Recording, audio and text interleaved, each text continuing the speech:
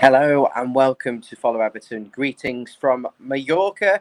I'm currently away, but it's still time to give you the latest Everton transfer news, and that is that Iliman Ndiaye, or Ndiaye, I need to get the pronunciation, need to clarify how he's pronounced, but the attacking midfielder of Marseille will be joining Everton. I believe it's a permanent deal, 18 million euros with 1.5 million euros in add-ons. And this player is currently, according to reports, undergoing a medical at Everton at the moment. And he's an attacking midfielder, Senegalese. He's a personal friend of Idrissa Gana Gueye, who apparently has been pivotal in getting this move over to Everton. But he's a player who formerly played for Sheffield United in the Championship the season before last, scoring 14 goals. I believe there was 25 goal contributions, i.e. goals and assists in that season. And he was very, very impressive for Sheffield United. And Everton actually, at that time, did try and bring him to Goodison Park. But he's a boyhood Marseille fan. So went over to France. And unfortunately, has struggled a little bit, only the 3 goals in 30 appearances, but has played predominantly as a striker with his back to goal, and that really isn't his best position. This is a player who's coming to Everton. You'd hope to compete for the number 10 spot alongside or with Abdoulaye Doucouré, because he's got a little bit more dribbling quality than Doucouré. He will be able to run past players, run at players, pick a pass a little bit more in terms of that with the counter-attacking quality. And I think he's a player that Everton have chased for a while, not just with Dyche, but in general with Kevin Thelwell wants him. So it's a really exciting piece of business for Everton. I think if you look at his performances in the Championship for Sheffield United, you can see absolutely why Everton would go and sign him. And I really hope that last season was just a bit of a blip for him. As I say, just the 3 goals, 3 assists. And the only negative you could say is he isn't quite proven at the top level. You know, that spell in France, he hasn't played in the Premier League before. He hasn't played in a major league in Europe and proven to be successful. So it's a slight risk. And you do hope that Everton have protected themselves within that deal and have, when you put maybe a small down payment down and a lot of that, well, it isn't. If it's 18.5 million plus 1.5 million in add-ons, that's the guaranteed fee we're giving Marseille. It's a lot of money. It really is. It's a lot of money. It's a big risk. Hopefully, it's amortized over his contract, which is apparently 5 years.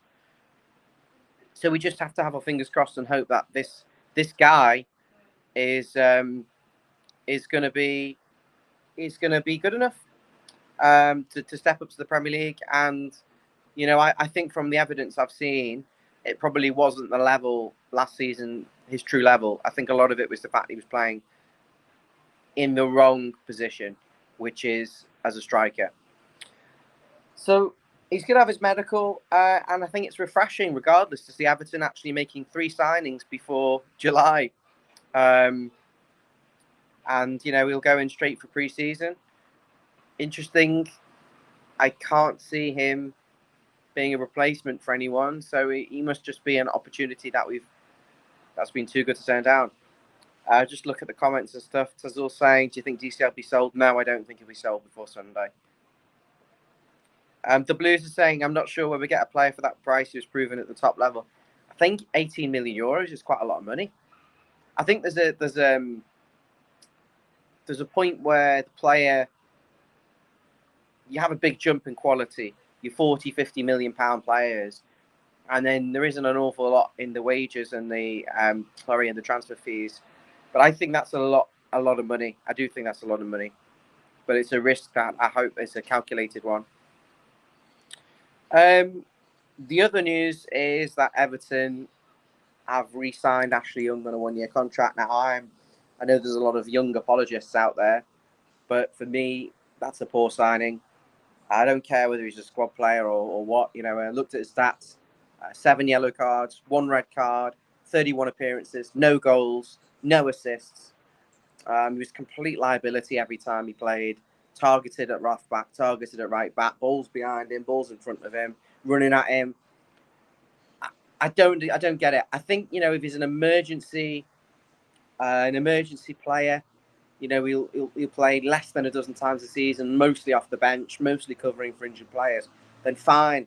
But the fact is, we played 31 games last season. He played in 31 games. Sorry, I think he made 21 or 27 starts. He played way too much football. This guy's 39 in a month's time. We need a first choice right back. We need a proper competition at left back, and we need another right winger with a right foot. And I don't think Ashley Young covers those positions well enough, consistently enough. And I know some people have gone, "Oh, he's a good. He didn't." No, he was targeted every week. He was a liability. Offered nothing going forward. Didn't score a goal. Didn't get an assist. Didn't take a good free kick. Didn't take a good corner. Kept giving fouls away. Kept getting carded. I don't rate Ashley Young. I'm so sorry to say. I just don't rate him. Was asking where I am. Nice little view. But I've always got time for the Toffees and for Follow Everton. Jack is saying French League's a Farmers League. If Ndiaye can't cut it, they're good to know he was playing out of position. I don't know. I've not seen anything of him in the French League. From what I've heard, it was the position he played in it. He was playing as a striker, and he prefers to come from deep. He likes to get in the build-up. He likes to arrive late into the box. He likes to dribble past players, and he's good on the counter attack. So, when you're playing up front, it's a completely different ball game. You're asked to hold the ball up. So we'll see. We have to trust them. I mean, I say it quietly, but I didn't particularly like any of Kevin Farrell's signings last summer, and none of them particularly turned out to be any good. And you could say Beto could be scrutinised. Ashley Young, Jack Harrison for me is all energy but no end product. The jury's out, so he's got to redeem it. And part of me definitely thinks, oh, it's a Farewell signing. I didn't like who he picked up last summer. I'm going to give him the benefit of the doubt and say, look, I've seen the Sheffield United stats. This he was impressive at the Championship in English football. And I think he'll be able to step up. And I think Dyche will get the best out of him. I think he's going to be great for us. But it's interesting to see what happens to Abdoulaye Doucouré. Is Doucouré going to then want to move on possibly to Saudi Arabia? Or will they stay and compete? And could Doucouré then drop back possibly and play in midfield again? The Blues is clarifying Ashley Young did score a goal against Burnley, a tap-in in the FA Cup. So I do apologise.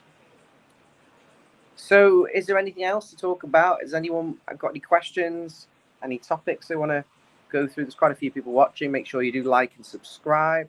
We'll have more on this, of course, once the deal is confirmed.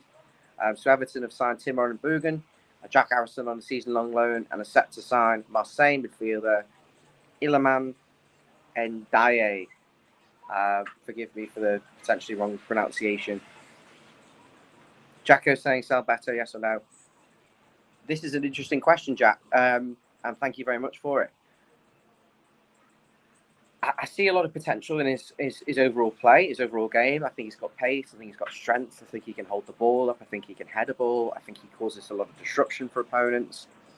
I don't think we've seen the best of him. I don't know whether Dyche has been able to get the best out of him, and whether that's coaching or an attitude thing, or just the fact that they think DCL is the best thing since sliced bread. In terms of whether we should sell him, I would be very open to selling him, and I would be very open to selling DCL if you could promise me a proven goal scorer who's going to play up front 38 times and score 15 goals next season and still be able to contribute something to the overall play. I would sell both in that basis. But at the moment, I think with the way we play, which is a lot of long balls, a lot of direct football, second balls, you need that focal point, you need a physical presence and not a Neil Maupay. I think we have to keep him. So unless there's a grand plan of selling both and kind of reinvigorating that front line, which I think we absolutely should, because we couldn't score goals last season. We were the second lowest scorers in the league. Then no, I would. If there was a plan, yes. If there's no plan and we're just selling him because he wasn't very good for us last season, then no. I think we have to be very careful with the transfer business we make. And ultimately, the positions that I'd like to see would be a first choice right back. I would be looking to move Nathan Patterson on, as well as Ben Godfrey. I think The two of them have got some sort of value, but probably not what we're looking for in the long term. And the Ben Godfrey's wages are extortionate, considering the contribution that he makes in any position. Whether he's seen as kind of this utility player and whether he's happy being that utility player remains to be seen. Maybe that's why he's worth a little bit more to us, but I would certainly consider moving Ben Godfrey on. Mason Holgate, Neil Maupay are absolute givens, and I think Michael Keane can move on. The problem is he's on 90k a week, and no one's going to take a player who's only played a handful of games last season and hasn't had good form for at least 2 or 3 years. But they would be the players that'd be moving on. Patterson, absolutely move on Patterson, Godfrey, Holgate, Maupay, and Michael Keane, and Better and Calvert-Lewin can both go. If there's promise there to bring in a 15-goal a season striker who's going to start every week and actually score, and that is because the front three last season, although I did list defenders then, they're all fringe defenders. None of them are good enough, and we actually need a first-choice right-back to come in and kind of replace them, and a backup centre-back who can rotate if needed and drop in for certain matches and be really dependable. Maybe an older centre-half who's a bit more reliable than Keane and Godfrey. So that's where I'd get rid of those fringe players. Maupay, Holgate, Keane, Godfrey, and Patterson, and sign a right-back and sign a backup centre-back. But I don't think that's going to happen for a lot of reasons, getting rid of those players and the money that we need. And then up front, as I said, sell those two and bring in a striker, but I can't see that happening. Just we need wingers. We need players who are going to get past opposition. We need players who are going to get good balls into the box and score and create an assist. And 38 goals, I think it was last season, is just a disgrace in the Premier League. Well, 39 goals, it's horrendous. We need more forwards. If Everton was somehow able to keep the base of that team, all the defensive midfielders, and the centre backs and the goalie and the general spine of the team, and then bring in a couple of wide options that are really talented mavericks who can play across that sort of front three, then I think we'll be absolutely fine and we'll probably compete for, top 10, maybe even pushing top 8, top 6. The problem is you're not scoring enough goals, and you're looking at potentially losing Onana, losing Branthwaite, losing Calvert-Lewin. You're shredding the team up, and instead of focusing on the things which we need to do, which my priority is right mid, right back, and probably another winger maybe you can cover across the front, we're going to get dragged into having to replace Onana, possibly Branthwaite, possibly Calvert-Lewin. So it could be very, very difficult. I think that was Calvert-Lewin's not signing a new contract. So yeah, if Calvert-Lewin's not signing a new contract, then we've got to be decisive and just accept it for what it is, and move them on, because I don't see the point in messing about with players when their head's not there. And I think Calvert-Lewin owes us the respect. I think he probably should renew his contract and have a release clause or something in there, because he owes us that. I mean, we stuck by him 2 years because he scored many goals, didn't play very well for large spells, and but this is football. He's entitled to want to move on, really.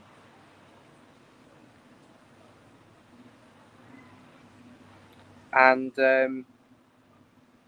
give me Benjamin. I don't know who that is. Should I know who that is?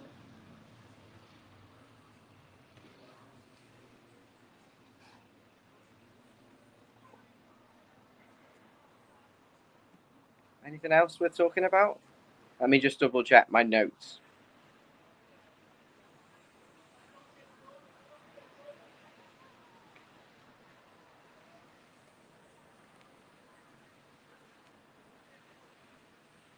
Yeah, just let's talk about England game yesterday. I mean, I don't know if anyone's been following the Euros, but fucking hell, it's so bad. I don't know how you can have such a good, talented bunch of players and still manage to make them look like Everton under Frank Lampard, or even worse. Yes, I am on follow Everton. The situation is with England, you've got a lack of balance. The fullbacks aren't getting forward, which means Saka is isolated, Foden is isolated, and they just got no chemistry. They don't look like a team. Jude Bellingham's playing everywhere. And I think the first thing I would do, and I think it's just called out for it, drop Jude Bellingham back into number 8 position, put in Phil Foden as a number 10, and have Anthony Gordon on the left, or Cole Palmer on the right, and move Saka, or just something with that, just to get some natural balance, to get some width, to get some creativity, to try something new, because I can't watch England. They're just unbearable.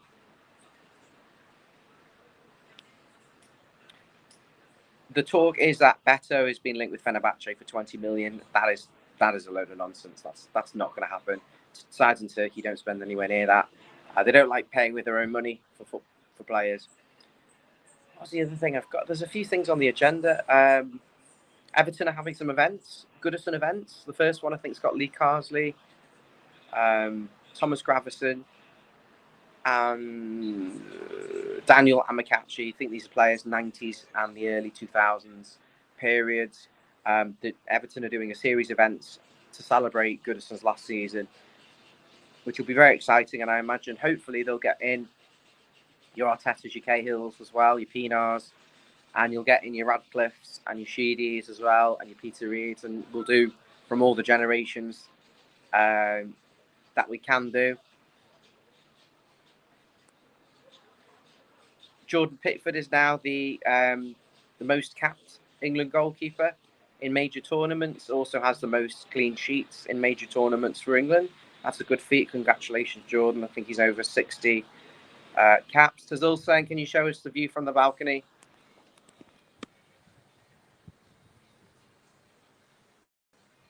It's Palman over. It is quite nice. It's better than being in the top balcony.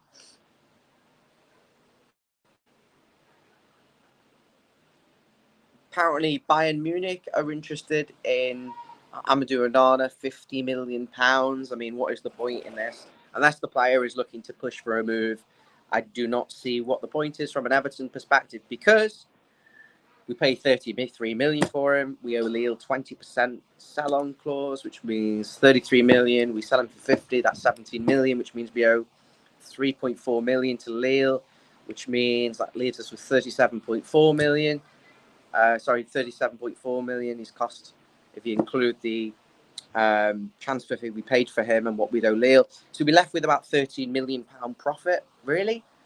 Just if he doesn't want to go, can't see him losing an awful lot of value next summer. Maybe we could look at a new contract with a release clause to a Champions League club, increase his wages or something, protect his value. When you've got young players that are not going to get, he's not going to get worse. And he's got loads of years ahead of him. We're not going to lose money by keeping him for another year. So that would be my preference. But if we have to sell him and if he's pushing for a move, then it wouldn't be a bad thing to sell him to Bayern Munich, a team that's not in the Premier League.